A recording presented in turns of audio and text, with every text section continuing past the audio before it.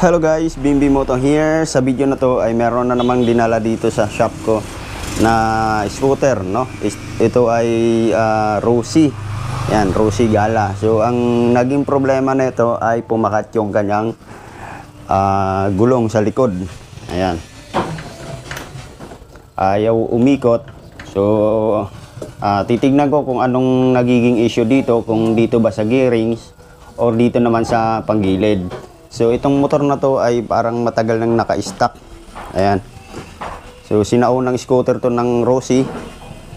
Ayan, ito yung Rosy Gala. So ngayon titignan ko kung anong nagiging issue dito, kung bakit pumakat yung gulong sa likod. So bubuksan ko lang to at i-check ko kung dito ba yung may problema o kaya dito sa gearings. Okay?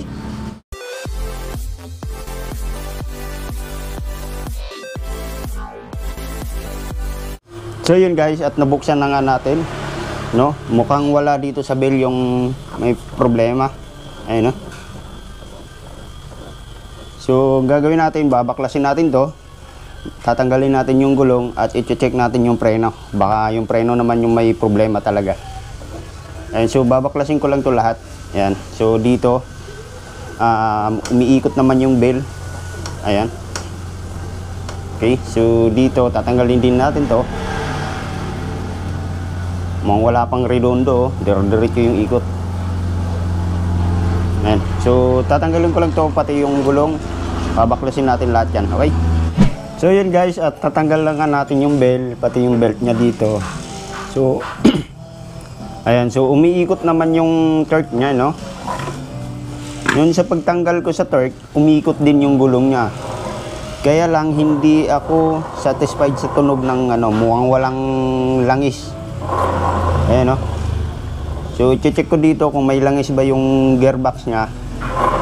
Ayan, no? Hindi ko trip yung tunog ng gearing nya, yung mga gear nya, no? Wala naman siyang alog.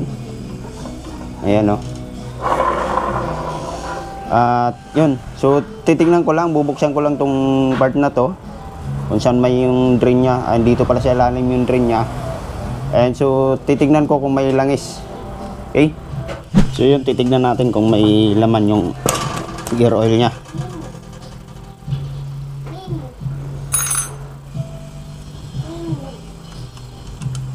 Uy, walang tumulo, tubig pa.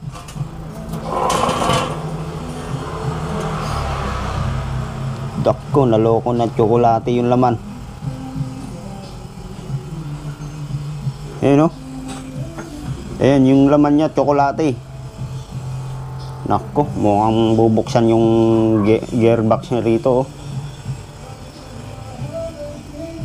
Ayan. So bubuksan ko to at lilinisin natin. Kung mayroon mang papalitan din natin. Okay, so meron siyang mga tornilyo dito. Ayan. So titignan natin kung anong papalitan dito or kung linis lang, dahil iba yung kulay, oh. Ayan.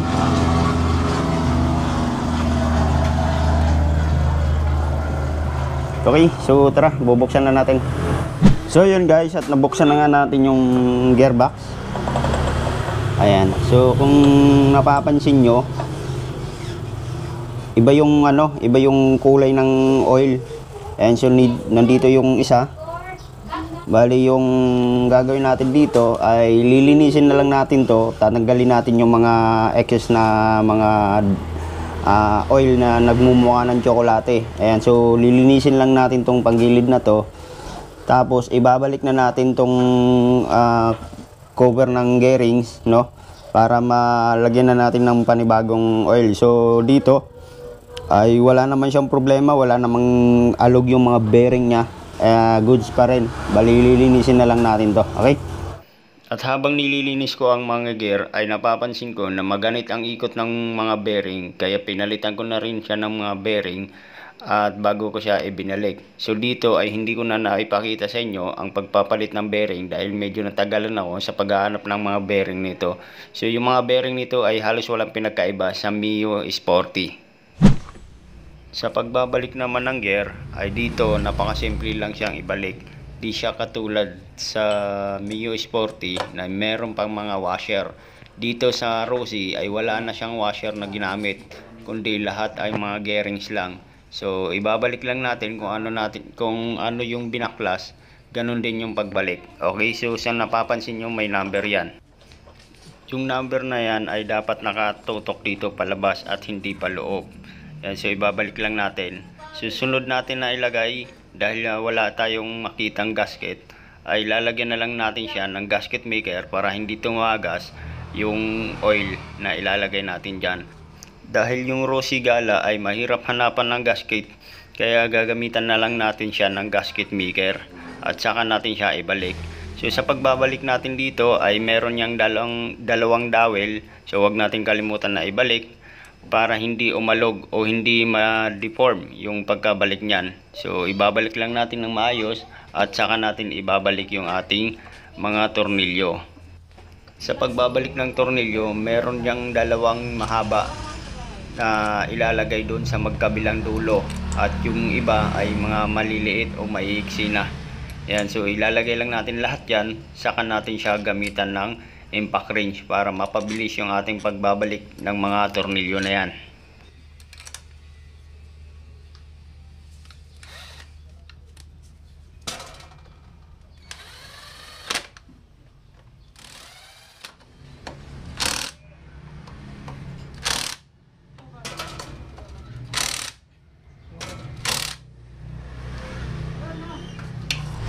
Pagkatapos ibalik yung mga tornilyo ay sasalinan na natin siya ng bagong oil. Ang gamit ko nga pala dito ay ETF o Automatic Transmission Fluid. So dito ay sasalinan lang natin siya ng oil hanggang sa umapaw yung oil dyan sa pinaglalagyan natin. So ibig sabihin nun, yun na yung pinaka-level ng oil. Kapag lumabas na yung oil dyan, ibig sabihin ay yun na yung pinaka-level niya. So hintayin lang natin na maubos lahat ng lumabas na yan, saka natin siya tatakpan. At pagkatapos nyan ay goods na yan, tahimik na ulit yung ating gearing o yung ating gearbox. Kapag wala nang tumulo ay pwede na natin ibalik yung ating tornilyo dyan. So ibig sabihin yan, goods na yan at wala nang problema. So yun lang guys, at sana may natutunan na naman kayo dito sa aking DIY. At huwag niyong kalimutang mag-subscribe at pindutin mo na rin yung notification bell para updated ka sa ating pag-DIY. At huwag mo na rin kalimutang i-like yung video na to kung nagustuhan mo. Maraming salamat po, ingat po sa pag-DIY.